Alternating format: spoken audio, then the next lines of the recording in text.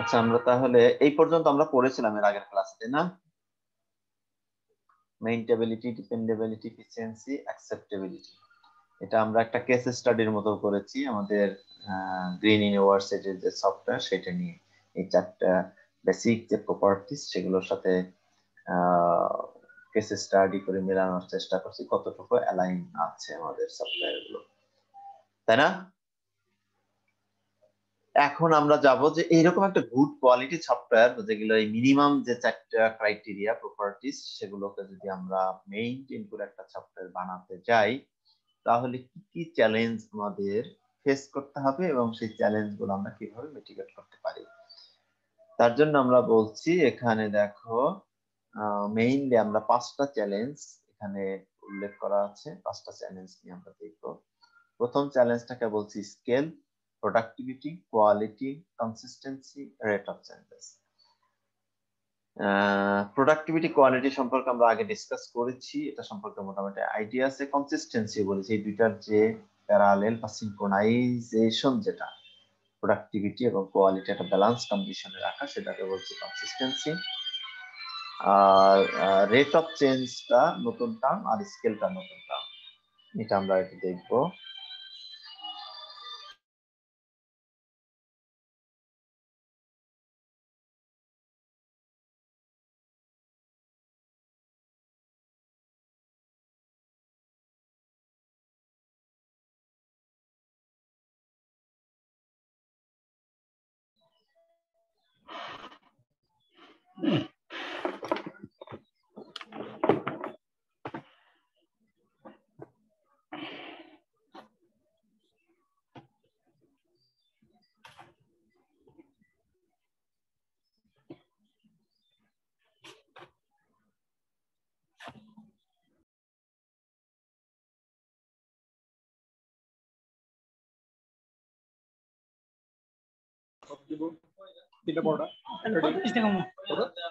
আমি 5 টাকা আনছি না।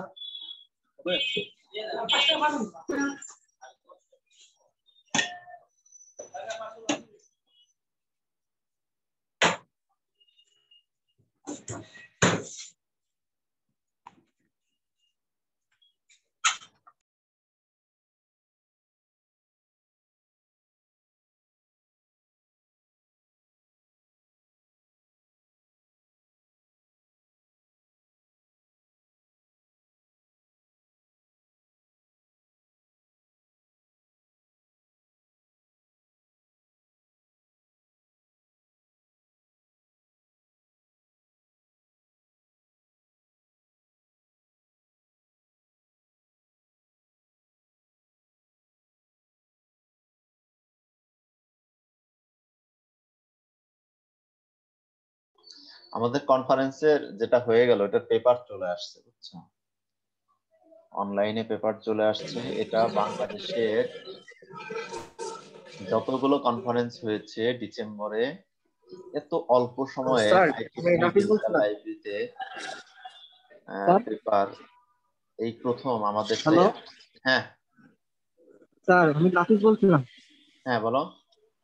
স্যার, আমি একটা হসপিটাল এসেছি, সরকারি হসপিটাল, আমার আম্মুকে নিয়ে ভ্যাকসিন নিতে। আজকে বোধহয় ক্লাস হবে না। আচ্ছা ঠিক আছে, সমস্যা নাই। হ্যাঁ ঠিক আছে।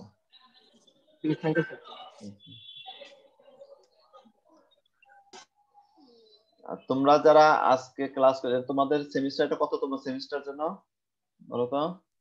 নবম সেমিস্টার স্যার। নবম সেমিস্টার।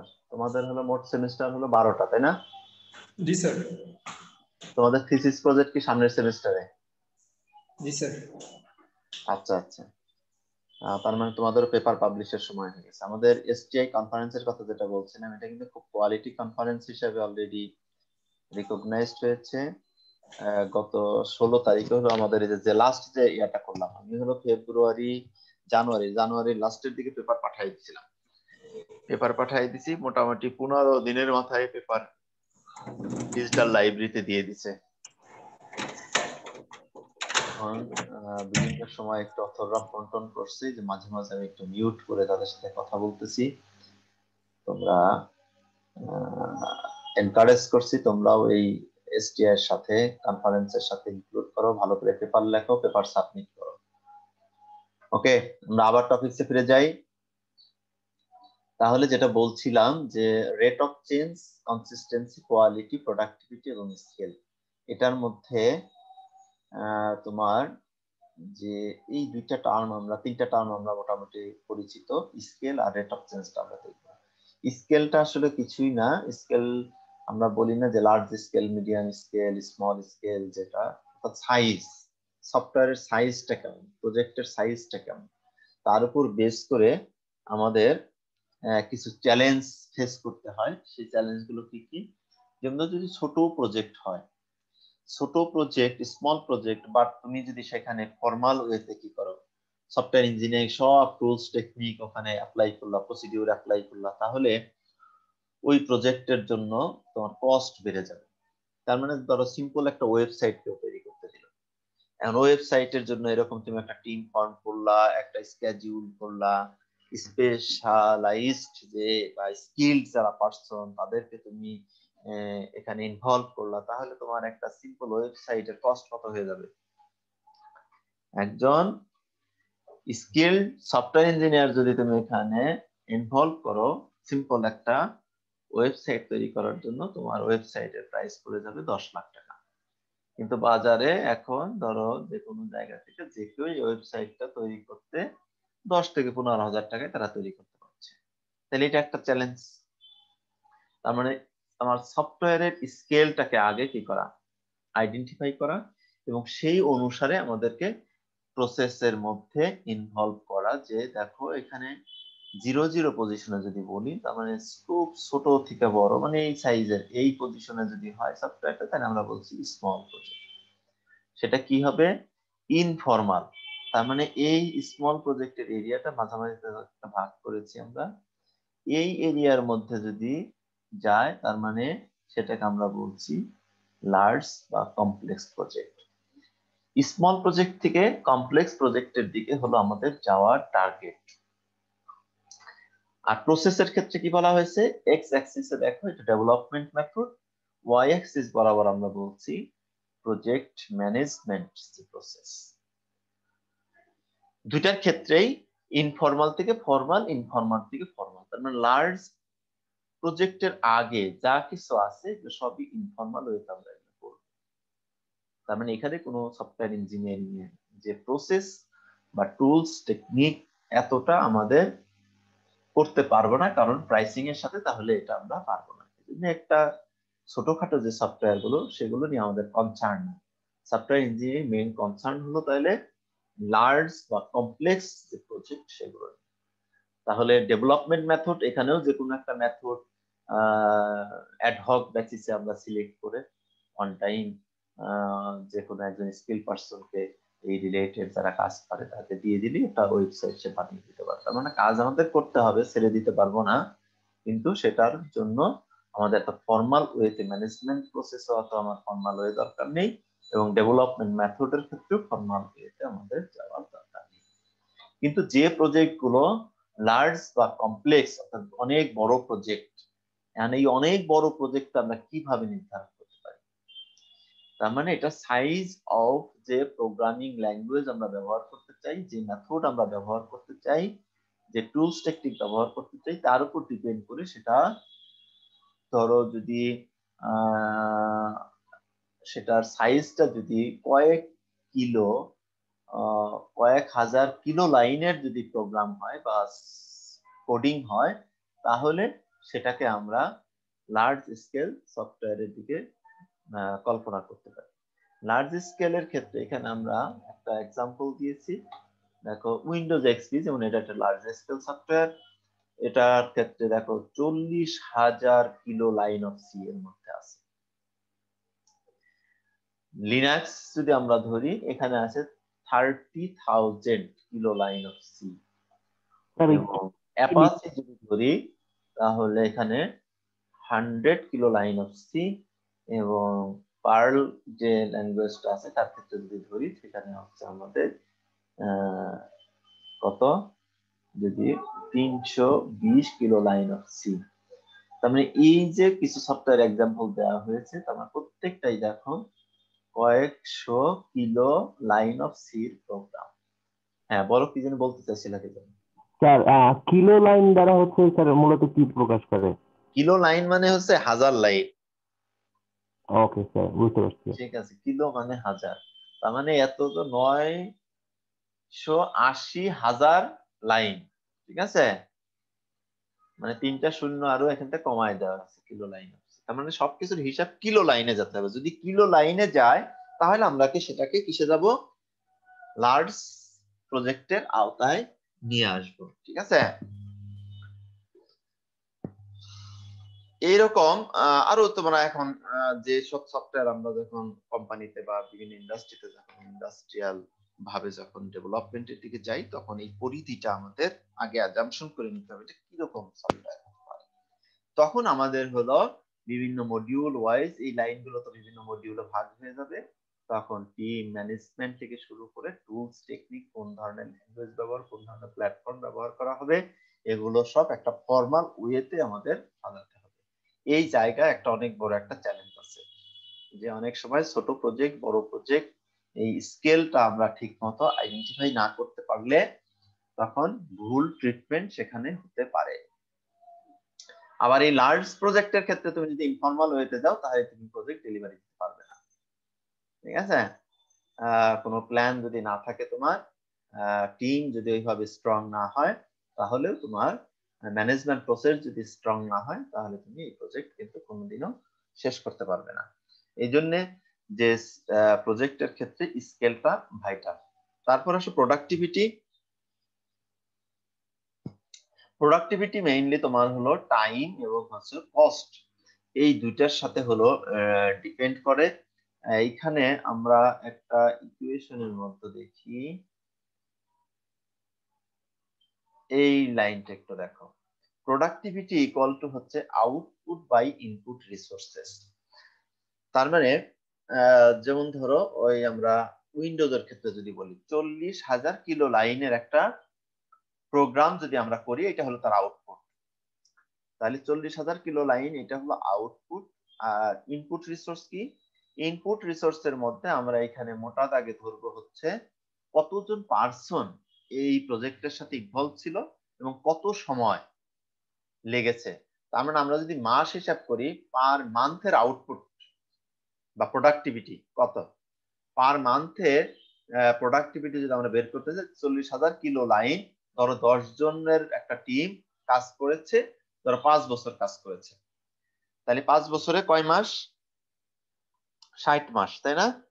60 মাস পরে 10 জন লোক 40,000 কিলো লাইনের একটা প্রোগ্রাম করলো, তাহলে প্রোডাক্টিভিটি পার মান্থ কত আসবে বলো তো? তাহলে আউটপুট হচ্ছে 40,000 কিলো লাইন, 40,000 ভাগ 10 ইন্টু 60। যদি এটা আমরা ঘন্টায় বের করতে চাই, যে প্রোডাক্টিভিটি পার আওয়ার, তাহলে কত আসবে, 60 যে মাস, 60 মাস, প্রতি মাসে এভারেজে আমরা কত ওয়ার্কিং আওয়ার কত ধরি, 8। তাহলে 10 ইন্টু 60 ইন্টু 8, তাহলে 40,000 kilo line divided by 10 into 60 into 8, ভাগ করো তো দেখি কত আসে।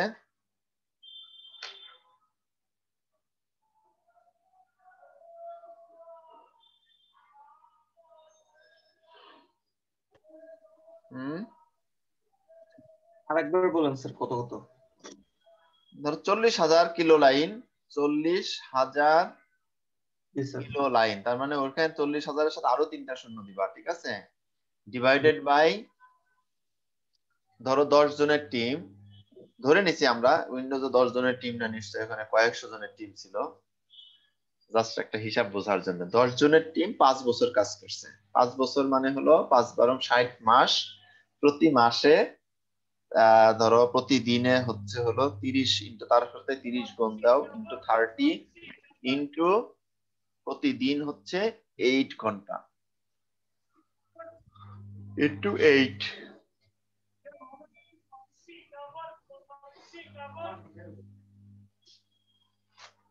তারপরে 40,000 kilo line divided by 10 into 30 into 60 into 8 কত আসে?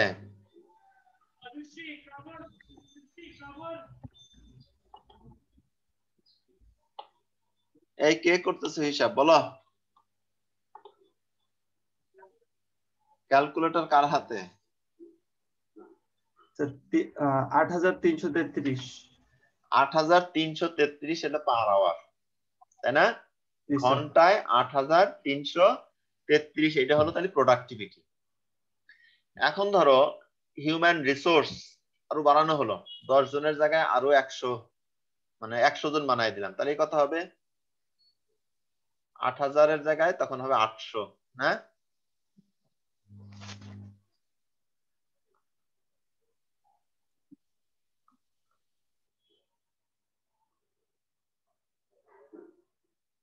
আট হাজার কত ছিল? 333।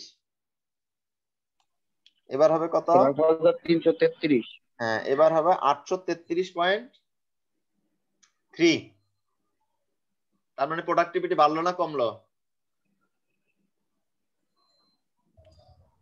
কমছে না স্যার? 8,000 ছিল, এখন 833 হলো, তাহলে কি হলো? বাড়লো না কমলো? বাড়ছে স্যার, বাড়ছে। বাড়লো? কমছে স্যার? কমলো। ঠিক আছে, তার মানে আগে ঘন্টায় 8,000 লাইনের কোড কমলো 8,000 থেকে 800 তাই বছর। তাহলে এখন লোক বাড়াই দিলাম আরো, তাহলে প্রোডাক্ট ওই প্রোগ্রাম তো 40,000 কিলো লাইনই আছে, প্রোগ্রাম তো আর বাড়ে নাই, তাহলে প্রোডাক্টিভিটি কমে আসলো, তাই না? এই খাতে তোমার হিসাব স্যার সময় তো কমে যাবে না স্যার? না, সময় ওই 5 বছরই লাগছে। ঠিক আছে, তাহলে প্রবলেমটা হলো এইখানে, মানে তুমি যদি হিউম্যান রিসোর্স একটা নির্দিষ্ট টাইমের মধ্যে তুমি যদি কি করতে চাও, প্রোডাক্টিভিটি যদি বাড়াতে চাও, তাহলে কি করতে হবে? হিউম্যান রিসোর্স কমাতে হবে, তাই তো? মালিক পক্ষরা এটাই সবসময় কি করে, তার তো প্রফিট দরকার, প্রোডাক্টিভিটি না বাড়লে তো প্রফিট বাড়বে না, তাই না? অল্প সময়ে অল্প লোক দিয়ে বেশি আউটপুট নিয়ে আসতে চায়। যে কোনো গার্মেন্টস ইন্ডাস্ট্রির কথাও চিন্তা করো, শ্রমিকদের কি করা হয়, যেভাবে কাজ করানো হয় সেই কাজের মধ্যে যে নির্দিষ্ট টাইম তারা কাজ করবে, সেই কাজ দিয়ে যদি একটা শার্ট বানায়, সেই একটা শার্টের জায়গায় যদি তারা 2টা শার্ট বানাইতে পারে, তাহলে তার কি হয়ে গেল? একই শ্রমিক একই বেতন, ঠিক আছে, হ্যাঁ, তাহলে প্রফিট বেড়ে যাবে। এখন সফটওয়্যার ইন্ডাস্ট্রির ক্ষেত্রেও তোমার প্রোডাক্টিভিটির হিসাবটা, যে ম্যানেজমেন্ট প্রসেস, তার মধ্যে দিয়ে তোমার কি করতে হবে, এই হিসাবটাকে করার চেষ্টা করে মালিক পক্ষ। এখন আমাদের ক্ষেত্রে যেটা চ্যালেঞ্জ, এই প্রোডাক্টিভিটি, তার মানে আমি হিউম্যান রিসোর্স যদি কমাই, তাহলে বাকিদের উপর সেই প্রেসার পড়ে যাচ্ছে। বা এখানে যদি টাইম কমায় নিয়ে আসতে পারো, 5 বছরের জায়গায় যদি 3 বছরে নিয়ে আসতে পারো একই কাজ, তাহলে তোমার আউটপুট বেড়ে যাচ্ছে। কিন্তু একটা জিনিস দেখো, যে টোটাল কস্টিং এর উপর তো তোমার হলো প্রফিট নির্ভর করবে। প্রোডাক্টিভিটি হলো, কিন্তু তার দাম কি? 1,000 লাইন তুমি হয়তো ঘন্টায় তুমি তৈরি করতেছো, কিন্তু তার প্রাইস হয়ে গেল তোমার 5,000 টাকা। সেম 1,000 লাইনের প্রাইস তুমি যদি কি করতে পারো, 1,000 টাকায় নিয়ে আসতে পারো, তাহলে তোমার আবার প্রফিট বেড়ে যাবে। সেজন্য তোমার টাইম এবং হচ্ছে কস্ট, এই দুইটার হিসাবে। কস্ট কিভাবে কমানো যায়? কস্ট কমানো যেতে পারে দুইটা ভাবে। তুমি যে 5 জন লোক এখানে তুমি নিলা, 5 জন স্কিল পারসন, তাদের বেতন যদি কমায় দাও, অর্থাৎ প্রফিট মানে আউটপুট ঠিকই আছে, ঘন্টায় 8,000 লাইনে কি হচ্ছে, প্রোডাকশন আসছে, কিন্তু আগে যে 10 জন এমপ্লয়ি আমার ছিল, ডেভেলপার ছিল বা টিম মেম্বার ছিল, সেই 10 জনের যে স্যালারি ছিল, সেই স্যালারির সাথে কম স্যালারিতে আমি কিনে নিলাম, অর্ধেক স্যালারি দিলাম, তাহলে কি প্রোডাকশন ঠিকই আছে, তাহলে কস্টিংটা কি হয়ে গেল? কমে আসলো। জি স্যার, স্যালারি কমলে তো কস্টিংও কমবে। হ্যাঁ, কমে আসলো। এবং কিছু কস্ট আছে, যেমন ধরো অফিসের যে ভাড়া, তারপরে যে হার্ডওয়্যার যে সেটআপ, কম্পিউটার বা সার্ভার যেগুলো কিনলো, এগুলোকে বলা হয় ফিক্সড অ্যাসেট। এই অ্যাসেটটা আবার কি হয়, এটা ডেপ্রিসিয়েশন আসে। যেমন ধরো যদি একটা বাড়ি বানানো হয়, বিল্ডিং বানানো হয়, সেই বিল্ডিংটা ধরো কত বছর থাকতে পারে, 100 বছর। তাহলে 100 বছরের একটা হিসাব করতে হবে। 100 বছরে তাহলে প্রতি ঘন্টায় তার প্রাইস কত হবে। এই কোন জায়গা থেকে নয়েজ আসছে, মিউট করো। মাহবুব,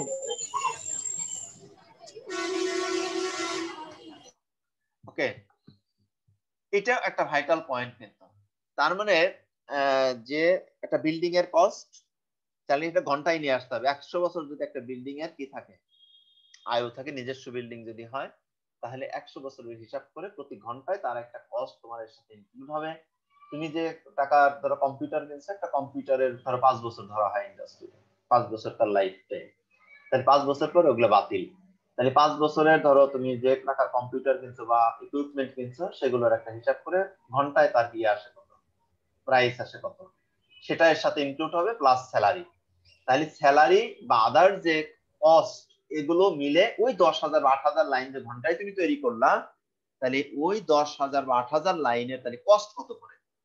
এখন এই কস্ট তুমি যত মিনিমাইজ করতে পারবা, তাহলে তোমার কোম্পানির তত কি হবে, প্রফিট হবে।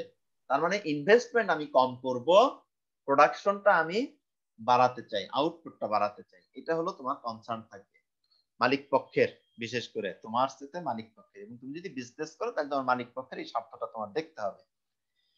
এখন মালিক পক্ষ যদি গার্মেন্টস ইন্ডাস্ট্রির মতো সফটওয়্যার ইন্ডাস্ট্রিকে ভাবে যে একই পার্সনকে আমি প্রেসার দিয়ে হোক, ভয় দেখিয়ে হোক, ধমক ধমক দিয়ে হোক, 5,000 লাইনের জায়গায় যদি 10,000 লাইন আমি কি করে কোড করাই নিয়ে আসতে পারি, তাহলে আমার লাভ বেশি।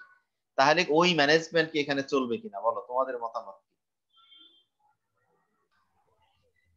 হ্যাঁ, ম্যানেজমেন্ট তো চলবে, কস্ট কাটিং এই যে করতে গেলে তো এটা করতেই হবে। এটা করতে গেলে কি সফটওয়্যার হবে? না স্যার, এখন যদি আমি হ্যাঁ, এটা নিয়ে এখন হার্ডওয়্যারিং না প্রবলেমটা দিই হলো তাহলে কিভাবে হবে? গার্মেন্টস ইন্ডাস্ট্রির যে এক্সপিরিয়েন্স, ওখানে তো শরীর খাটায় কি করতে হয়, কাজ করতে হয়, বুদ্ধির তেমন প্রয়োজন নাই, তাই না? মেশিনের সাথে সাথে তোমার হাত চললেই হলো। কিন্তু সফটওয়্যার তৈরি করতে তোমার ক্রিটিক্যাল থিঙ্কিং দরকার, তোমার ক্রিয়েটিভিটি দরকার। তার মানে এই শ্রমটা হচ্ছে বৌদ্ধিক শ্রম, ওইটা হচ্ছে তোমার কায়িক শ্রম, এটা হলো বৌদ্ধিক শ্রম। তার মানে ওই শ্রমের ম্যানেজমেন্ট আর এই শ্রমের ম্যানেজমেন্ট নিশ্চয়ই এক না। এখন এটাও একটা অনেক বড় প্রবলেম বা চ্যালেঞ্জ আমাদের ইন্ডাস্ট্রিতে। ম্যাক্সিমাম ইন্ডাস্ট্রির মালিক কিন্তু যার কি আছে, অর্থ আছে, তার মানে দেখবে যে তার 5টা গার্মেন্টস ইন্ডাস্ট্রি আছে, ঠিক আছে, সে এই পরবর্তীতে আইটি এখন খুব ভালো বিজনেসের জায়গা, একটা আইটি বিজনেস করে বসলো, ঠিক আছে। তার মানে এই যে যে প্রবলেম, তার মানে তার যে প্রফিট, প্রোডাক্টিভিটি বাড়ানোর যে কৌশল, আর গার্মেন্টস এর ক্ষেত্রে, সেটা সফটওয়্যার ইন্ডাস্ট্রির ক্ষেত্রে সেটা যদি অ্যাপ্লাই করতে যায়, তাহলে প্রোগ্রামারের মাথা থেকে কি আসবে না, ক্রিয়েটিভিটি নিশ্চয়ই আসবে না। তাকে এখানে ফ্লেক্সিবল করতে হবে, তাকে তোমার কি করতে হবে, ভালো এনভায়রনমেন্ট দিতে হবে, ভালো সুযোগ সুবিধা দিতে হবে, তাহলে তুমি ভালো প্রোডাক্ট আশা করতে পারো। তার মানে এই প্রোডাক্টিভিটির সাথে যেটা ডিপেন্ড করছে, সেটা হলো কোয়ালিটি।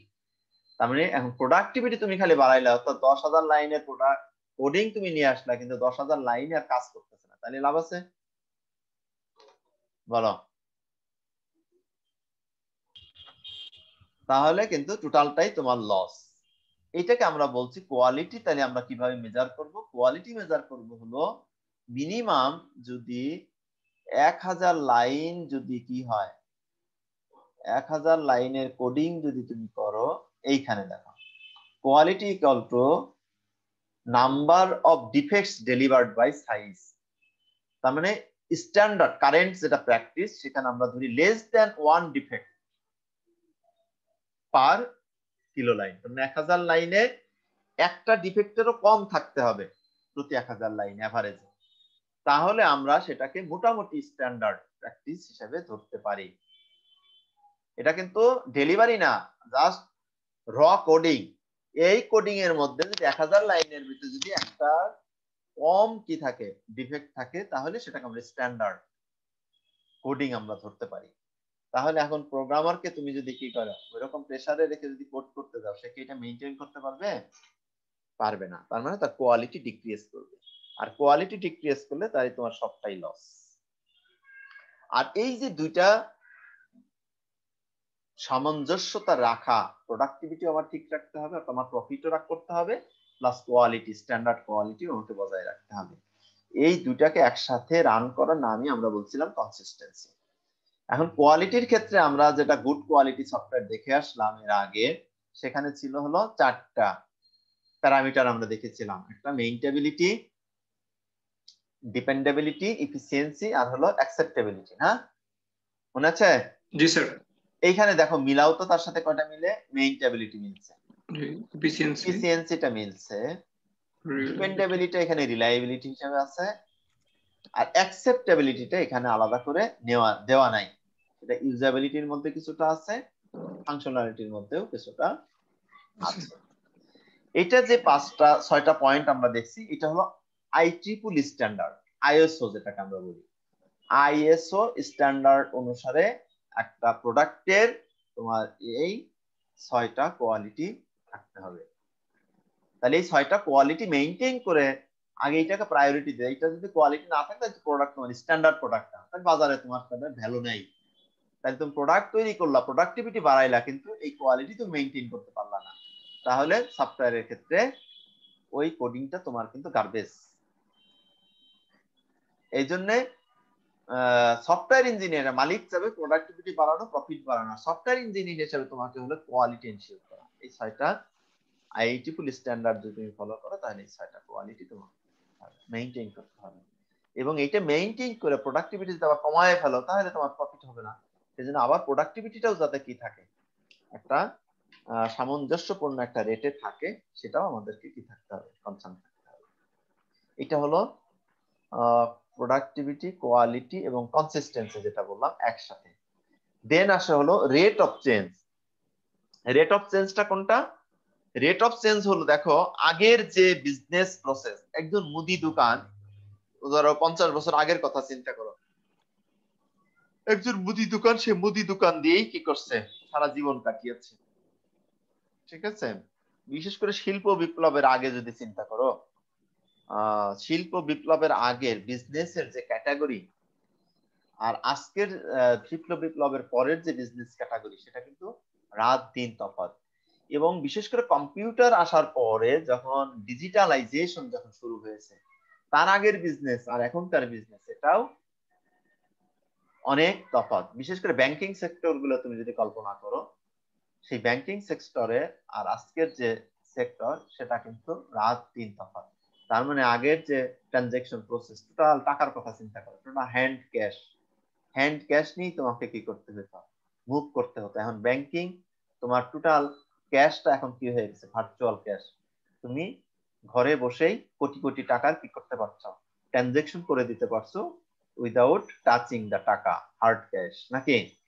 তুমি কিন্তু সেটা টাচও করতে পারছো না, কোটি কোটি টাকা ট্রানজেকশন তুমি কিন্তু এখানে বসেই করে ফেলতে পারছো।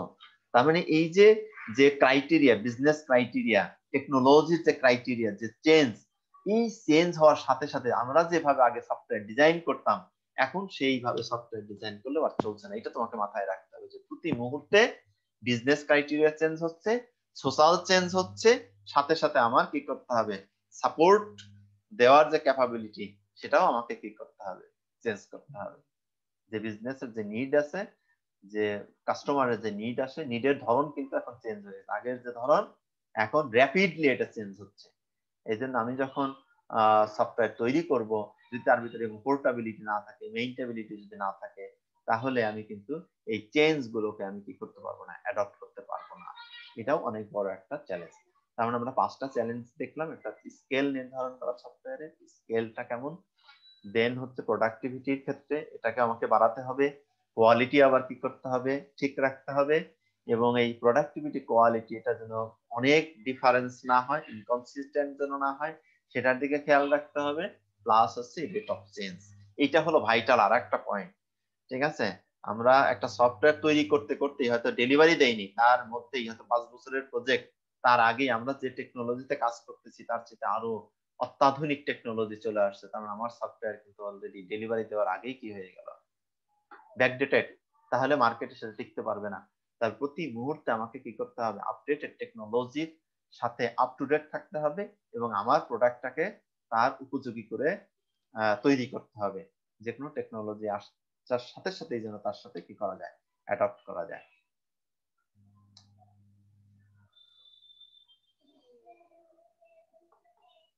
দেন আমরা এটা একটা চ্যালেঞ্জটা আমরা মোটামুটি দেখলাম। তাহলে গুড কোয়ালিটি সফটওয়্যার যদি আমরা তৈরি করি তাহলে 5টা চ্যালেঞ্জ আমাদের কি করতে হবে, ফেস করতে হবে এবং সেটাকে মিটিগেট করে আমাদের সামনে আগাতে হবে। এখানে আসলে ইম্পর্টেন্স অফ সফটওয়্যার ইঞ্জিনিয়ারিং, এটা কি বললাম, ইম্পর্টেন্স অফ সফটওয়্যার ইঞ্জিনিয়ারিং তোমরা আসলে যা ডিসকাস করলাম যে চ্যালেঞ্জ, এই চ্যালেঞ্জটা মোকাবেলা করে কোয়ালিটি সফটওয়্যার ডেভেলপ করাই হলো সফটওয়্যার ইঞ্জিনিয়ারিং এর এত গুরুত্ব, এক কথায় যদি বলি। Then general issues that affect most software, যে চ্যালেঞ্জগুলো পড়লাম সেই চ্যালেঞ্জগুলোর সাথে এটাও সামঞ্জস্যপূর্ণ যে ইস্যুগুলো আসলে আমরা সফটওয়্যার যখন আমরা তৈরি করি সেই সফটওয়্যারের ক্ষেত্রে যেগুলো মেজর ইস্যু এবং যেগুলো আসলে ব্যাপকভাবে প্রভাবিত করে বা এফেক্ট ফেলে, সেই ইস্যুগুলো হচ্ছে প্রথম হলো heterogeneity, business and social change, security and trust. Heterogeneity কি? দেখো আগের যে টেকনোলজি ডিভাইস, বিশেষ করে যেগুলো একটা সফটওয়্যার আমরা যদি একটা ডেস্কটপ কম্পিউটারের জন্য বানাতাম সেটাই চলতো বছরের পর বছর, বাট এখন একটা সফটওয়্যার শুধুমাত্র তোমার একটা ইয়ের মধ্যে চললে হবে না, একটা ডেস্কটপে চললে হবে না, মাল্টি ডিভাইস চলে আসছে, বিভিন্ন ধরনের ডিভাইস চলে আসছে, সব ডিভাইসকে মাথায় রেখে আমাকে এখন কি করতে হবে, সফটওয়্যার এটা ক্রস প্ল্যাটফর্ম বলে। ক্রস যে কোনো সফটওয়্যার বানাতে গেলে আমাকে অবশ্যই এই ক্রস প্ল্যাটফর্মের দিকে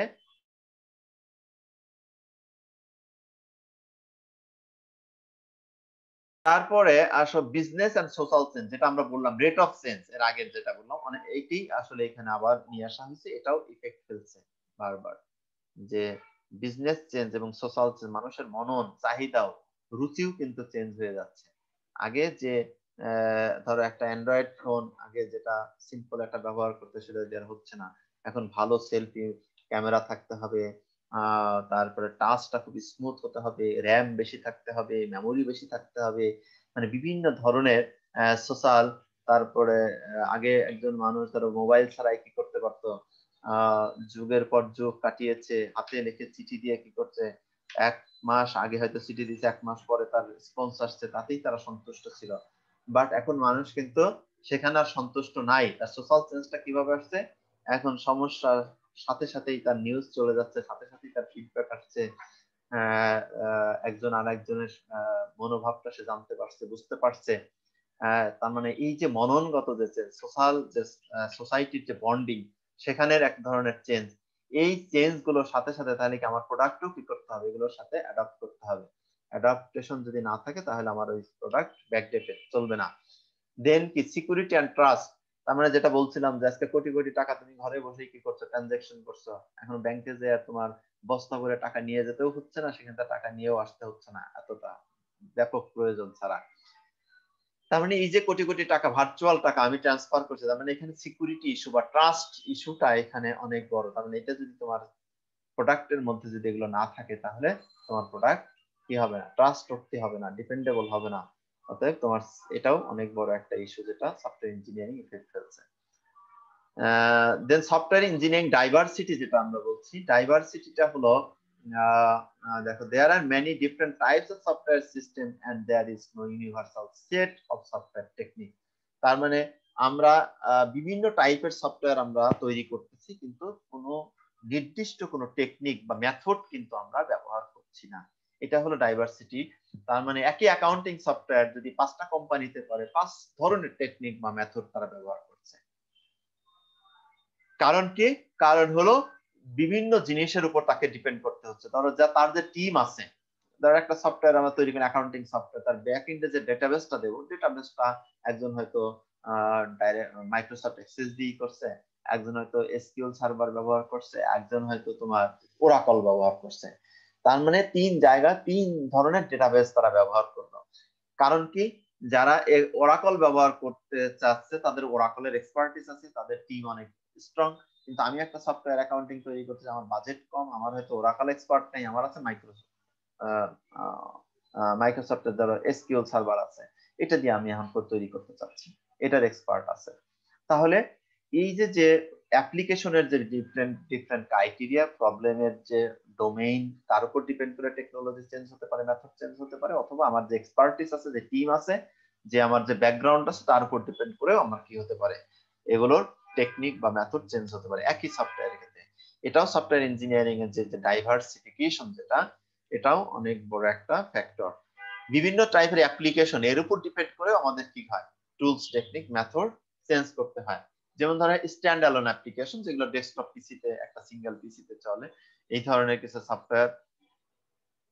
আর এক ধরনের ক্রাইটেরিয়া ইন্টারঅ্যাক্টিভ ট্রানজ্যাকশন বেস, এটা মূলত ওয়েব বেস সফটওয়্যার, অর্থাৎ বিভিন্ন টার্মিনাল আছে, টার্মিনালে সফটওয়্যারটা চলবে সেন্ট্রাল একটা সার্ভারের মধ্যে দিয়ে, সেটা কি হবে এক্সিকিউট হবে। যেমন অনলাইন ব্যাংকিং গুলো সবগুলো ব্রাঞ্চ, যে কোনো ব্রাঞ্চে আমি এখন কি করতে পারি, আমার চেক আমি ড্রপ করতে পারি, টাকা তুলতে পারি।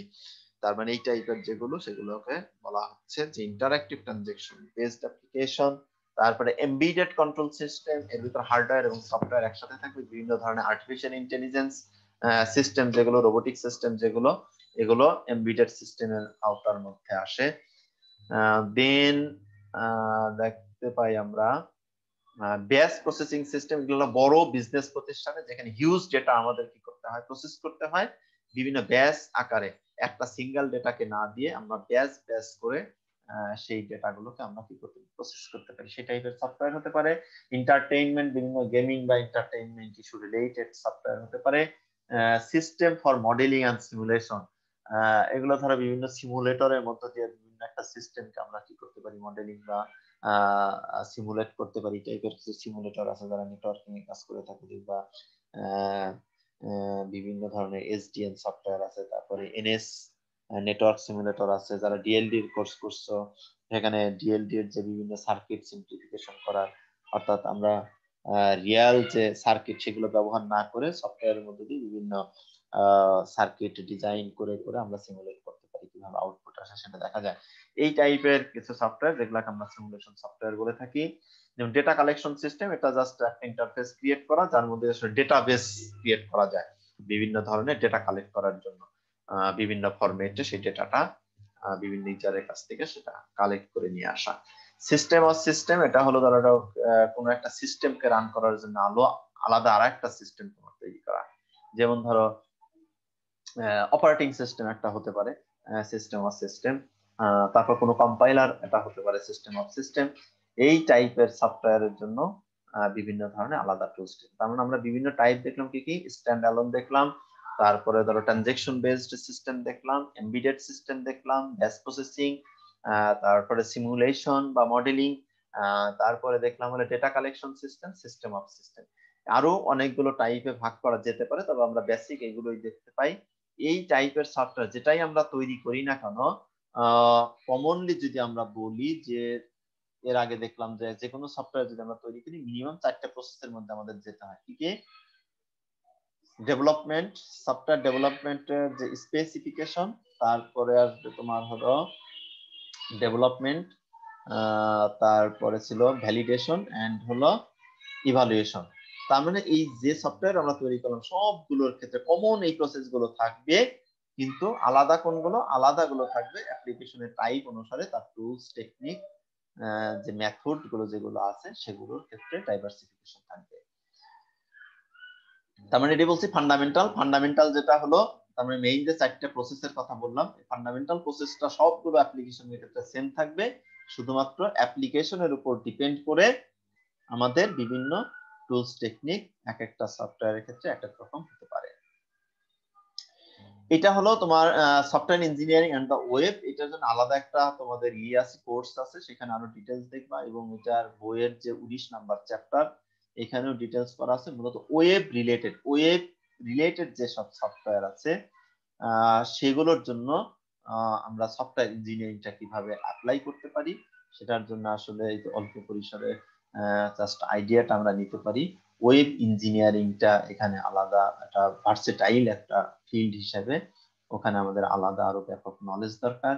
যেমন ধরো আমরা যে অ্যাপ্লিকেশন বা যে সব সফটওয়্যার গুলো আমরা তৈরি করছি, ইআরপি সলিউশন, লার্জ টাইপের সফটওয়্যার, এর বাইরেও যেটা আমাদের দরকার বিভিন্ন ওয়েব বেসড যেগুলো। তার মানে একই সফটওয়্যার যখন আমি ওয়েব বেসডে নিয়ে যাচ্ছি, তার মানে networking related, web related, cloud related, তারপরে তোমার ইন্টারনেট অফ থিংস রিলেটেড, এই ধরনের আরো অনেকগুলো ইস্যু তোমার চলে আসবে। সেই ইস্যুগুলোকে তোমার সিস্টেমের সাথে সফটওয়্যারের সাথে কিভাবে তুমি ইনকর্পোরেট করতে পারো, সেই ধরনের বিভিন্ন টুলস টেকনিক আমাকে কি করতে হবে, অ্যাপ্লাই করতে হবে। এটা ওয়েব সফটওয়্যার ইঞ্জিনিয়ারিং। এটা তোমরা একটু আমরা বলবো যেটা তোমাদের ওয়েব ইঞ্জিনিয়ারিং হয়ে গেছে নাকি, ক্লাস হওয়ার কথা না? Web programming sir. হ্যাঁ স্যার ওয়েব প্রোগ্রামিং হয়েছে। ওইটাই ওয়েব প্রোগ্রাম, তার মানে এটা তোমাদের মোটামুটি জানা আছে, ওই রিলেটেড যে টপিকসটাই সেটাই। এটা আলাদা একটা সাবজেক্ট আছে বলে আমি এটা আসলে অল্প সময় এটা রিপিট না করলাম। তাহলে কি পয়েন্ট যেগুলো আমরা শিখছি জাস্ট সামারি করা এখানে আছে। দেখো সফটওয়্যার ইঞ্জিনিয়ারিং এটা কি জিনিসটা সেটা আমরা দেখছিলাম যে একটা ডিসিপ্লিন যেখানে কি করা হয়, সফটওয়্যার তৈরি করার জন্য যে কনসার্ন গুলো থাকবে সেই ডিসিপ্লিনটাকে আমরা সফটওয়্যার ইঞ্জিনিয়ারিং ডিসিপ্লিন বলছিলাম। যে একটা গুড কোয়ালিটি সফটওয়্যার যে মেইন যে পয়েন্ট গুলো ছিল, অ্যাট্রিবিউটস গুলো ছিল, সেটা মেইনটেবিলিটি, ডিপেন্ডেবিলিটি, সিকিউরিটি, তারপরে তোমার ইফিসিয়েন্সি এবং অ্যাকসেপ্টেবিলিটি, এটা আমরা দেখে আসছি। এবং যে কোনো সফটওয়্যার আমরা যদি তৈরি করি মিনিমাম 4টা প্রসেসের মধ্যে দিয়ে আমাদের যেতে হয়। একটা হলো স্পেসিফিকেশন, ডেভেলপমেন্ট, ভ্যালিডেশন এবং ইভালুয়েশন। এটা সব সফটওয়্যারের ক্ষেত্রে যে টাইপের সফটওয়্যার তৈরি করি মিনিমাম 4টা প্রসেস যেতে হবে, কিন্তু শুধুমাত্র ফান্ডামেন্টাল যে প্রসেস গুলো সেগুলো একই থাকবে, কিন্তু ভিতরে অ্যাপ্লিকেশনের উপর ডিপেন্ড করে, প্রবলেম ডোমেইনের উপর ডিপেন্ড করে তাদের মেথড বা টুলস টেকনিকটা কি হবে, আলাদা হতে পারে।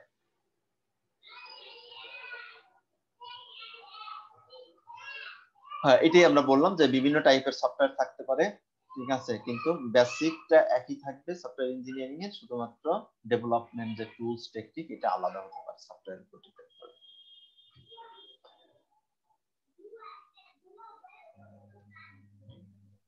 স্যার আজকে আর না স্যার। হ্যাঁ স্যার আর পড়ায় না আজকে স্যার, আজকে রেস্টে যান। আর পড়ায় না স্যার আর আজকে। মেলা পরে অনেক হচ্ছে পড়াইছেন স্যার আজকে। অবস্থা খারাপ হয়ে গেছে একটু খারাপ লাগছে।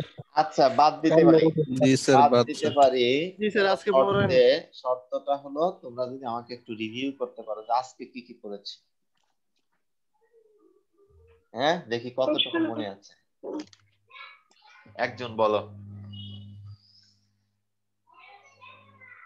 আজকের যতটুকু পড়লাম এটার মেইন আমাদের অবজেক্টিভটা কি ছিল আজকের? আজকে স্যার একটা সফটওয়্যার বানাইলেই হবে না, সফটওয়্যারটা স্যার মার্কেট অনুযায়ী নানান অপারেটিং সিস্টেম, তারপরে স্যার যেমন মোবাইল, কম্পিউটার, তারপরে হচ্ছে যত অপারেটিং সিস্টেম আছে সবগুলো উপযুক্ত কইরা মার্কেটে ছাড়া লাগবে। তারপর আবার এদিক দিয়ে দেখতে হবে হচ্ছে আমাদের যে ইউজারটাও কিরকম ইউজ করতে পারতেছে কিনা, মানে তাদের চাহিদা পূরণ হচ্ছে কিনা, সবকিছু আর কি নির্ভর করবে একটা সফটওয়্যারের উপরে। মানে আমরা একটা কোয়ালিটি এগুলাই তো সফটওয়্যার স্যার ডেভেলপ বুঝলাম। করব, কোয়ালিটি সফটওয়্যার। আগের কোয়ালিটি ক্লাসে সম্পন্ন স্যার একটা কোয়ালিটি সফটওয়্যার যদি ডেভেলপ করতে গেলে কি কি মেনটেন করতে হয়, কি কি গুণাগুণ থাকতে হয়? কোয়ালিটি অ্যাসুরেন্স করতে হবে। কোয়ালিটি অ্যাসুরেন্স এটা আলাদা একটা সাবজেক্ট আছে জানো, আমি এটাও এর জি আগে স্যার। নিয়েছি একটা ইয়াতে সাবজেক্টটা। স্যার তারপর স্যার যে সফটওয়্যারটা খালি পিসির জন্য বানাইলে হবে না, যেমন ট্যাব আছে, মোবাইল আছে, সবগুলো ডিভাইসে যাতে এটা সুন্দর মতো চালা যায় সেটা কথা মাথায় রেখে বানাইতে হবে এটাকে। তার মানে মেইন কনসার্নটা আমাদের আজকে ছিল হলো কোয়ালিটি সফটওয়্যার ডেভেলপ করব, মিনিমাম যে ফান্ডামেন্টাল যে অ্যাট্রিবিউটস আমরা দেখছিলাম, মেইনটেবিলিটি, ডিপেন্ডেবিলিটি, এফিসিয়েন্সি, অ্যাকসেপ্টেবিলিটি, এই কোয়ালিটি গুলো মেইনটেইন করতে হবে। আর এটা মেইনটেইন করতে গেলে আমরা একদম স্পেসিফিক ওয়েতে আমরা দেখলাম যে 5টা চ্যালেঞ্জ আমাদের কি করতে হয়, ফেস করতে হয়। সেই চ্যালেঞ্জ গুলোকে আমাদের কি করতে হবে, মোকাবেলা করতে হবে এই কোয়ালিটি যদি মেইনটেইন করতে চাই। 5টা চ্যালেঞ্জ কি কি ছিল বলতো? সফটওয়্যার ইঞ্জিনিয়ারিং 5টা চ্যালেঞ্জ। প্রথম চ্যালেঞ্জ ছিল স্কেল, সফটওয়্যারের স্কেল, তাই তো? লার্জ স্কেল, স্মল স্কেল, এইগুলোকে ঠিক করা এবং সেই অনুসারে তোমার ম্যানেজমেন্ট প্রসেস, ডেভেলপমেন্ট মেথড সেটাকে ঠিক করা। ভুল, হ্যাঁ এইটা। তারপরে প্রোডাক্টিভিটি, মালিকের ইয়া থাকবে কি প্রফিট করা, আর তোমার টার্গেট থাকবে কোয়ালিটি অ্যাসিওর করা, তাই তো? এই দুইটার ভিতর কি হয়ে যায় অনেক সময় একটা বিশাল গ্যাপ হয়ে যেতে পারে। গ্যাপ হয়ে গেলে তোমার কি হবে না, তোমার প্রোডাক্ট তুমি ডেলিভারি দিতে পারবে না বা প্রজেক্ট কমপ্লিট করতে পারবে না, এবং যদি করো সেই প্রজেক্ট কি হবে না, বাজারে চলবে না। এই গ্যাপটা মিটিগেট করা, এটা আরেকটা চ্যালেঞ্জ, এটাকে আমরা বলছি কনসিস্টেন্সি। আর যদি এটা গ্যাপটা যদি থাকে তাহলে সেটা বলি ইনকনসিস্টেন্ট। আমার ইনকনসিস্টেন্ট অবস্থা থেকে কনসিস্টেন্ট অবস্থায় নিয়ে আসতে হবে। প্রোডাক্টিভিটিও ঠিক রাখতে হবে, তো মালিকের লসও করানো যাবে না, আমারও যাতে বেতন না কমে যায়, বেতনটা যেন দিনে দিনে বাড়ে। কারণ প্রফিট যদি আমি মালিককে দিতে পারি, ইন্ডাস্ট্রিকে দিতে পারি, তাহলে আমার কি হবে, স্যালারিও বাড়বে। এই জন্য এটাও মাথায় রাখতে হবে। সাথে সাথে ইউজারের যে নিড, ইউজারের যে স্যাটিসফ্যাকশন, সেই স্যাটিসফ্যাকশনের দিকে আমাকে কি করতে হবে, খেয়াল রাখতে হবে। খেয়াল রাখতে হবে। আর এই স্যাটিসফ্যাকশন খেয়াল রাখতে গিয়ে আমরা দেখলাম যে বিভিন্ন টাইপের প্রবলেম আসছে। আর কি কি, রেট অফ চেঞ্জ, এটা হলো rate of change, sir, important factor. মানে এত চেঞ্জ আসছে, এত র্যাপিড চেঞ্জ আসছে, যেটা আসলে আমরা ভাবতেও পারছি না। সেই চেঞ্জের সাথে আমার প্রোডাক্টের কি থাকতে হবে, অ্যাডাপ্ট করার অ্যাডাপ্টেবিলিটি, তোমার যে বৈশিষ্ট্য বা অ্যাট্রিবিউট যেটা বললাম, সেটা তোমাকে ডিজাইন করার সময়, ডেভেলপ করার সময় মাথায় রাখতে হবে যে এটা একদিনের জন্য বা এক বছরের জন্য সফটওয়্যার বানালে হবে না। আগামী ধরো নতুন জিনিস আসলে জানি সাথে 20 সাথে বছর, খাপ 25 খাওয়াই নিতে বছর পারে। যদি সেটাকে রান করতে হয় বাজারে, তাহলে নতুন নতুন যে র্যাপিড যে টেকনোলজি চেঞ্জ হচ্ছে, সেগুলোর সাথে যেন অ্যাডাপ্ট করতে পারে। এই হলো মেইনলি সেটা। ডিফারেন্ট টাইপের আমরা অ্যাপ্লিকেশন দেখলাম, সফটওয়্যার দেখলাম, এগুলোর উপর ডিপেন্ড করে বিভিন্ন কমন প্রসেসটা ঠিকই থাকবে, শুধুমাত্র বিভিন্ন ধরনের টুলস টেকনিক আমরা ব্যবহার করতে, এটা বলতে হয় ডাইভার্সিফিকেশন। বিভিন্ন ধরনের ডাইভার্সিটি আছে সফটওয়্যার ইঞ্জিনিয়ারিং এ, এটাও একটা চ্যালেঞ্জ। ঠিক আছে, তাহলে আমি তো টার্গেট ছিল কিন্তু সবটুকু শেষ করা, তাহলে আরেকটা ক্লাস তো আমরা বাড়াই দিলাম। স্যার মাঝে মধ্যে তো একটু রিল্যাক্সের দরকার আছে আপনারও স্যার, আমরা তো অবশ্যই, শুনতেছি। আমার তো রিল্যাক্সের দরকারই আছে। আমরা তো শুনতেছি শুধু, আপনি তো বলেই যাচ্ছেন। বলা সহজ, শোনা বড় কঠিন, বুঝছো? জগতে স্যার গুড লিসেনার হওয়া খুব বড় একটা চ্যালেঞ্জ ব্যাপার স্যার। হ্যাঁ হ্যাঁ, বললাম স্যার গুড লিসেনার হওয়া খুব একটা চ্যালেঞ্জিং ব্যাপার। হ্যাঁ, বলতে সবাই চায়, বুঝছো, বলার লোকের অভাব নেই, কিন্তু শোনার লোকের অভাব খুব জগতে। তুমি তোমার বন্ধুর কাছে যেয়ে দেখো, তোমার কথাতে বেশি শুনতে চায় না, খালি তার কথাই দেখবে বলতে চায়। জি স্যার। ঠিক আছে, ঠিক আছে, তাহলে আমি রেকর্ডিংটাকে স্টপ করি।